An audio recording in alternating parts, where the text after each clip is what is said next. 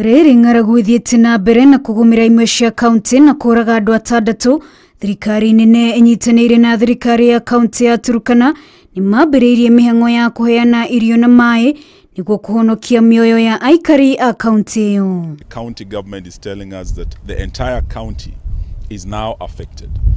But the most serious or the hardest hit part is Turkana West. Turkana nĩ imwe ya kaunti iria igumiirwo nĩ ng'aragu. Gũkĩrĩ ũguo, thirikari nĩ iranĩire gũtwara ũteithio wa naihenya icigo-inĩ iria cigumiirwo nĩ ng'aragu nĩguo kũhonokia mĩoyo.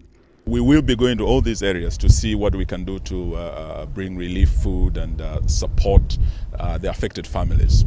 Oho thirikari nene inyitanĩire na thirikari ya kaunti mena mibango ya kũgathĩka mĩtaratara ya kwĩtana na ũgwati wa ng'aragu matukũ megũka.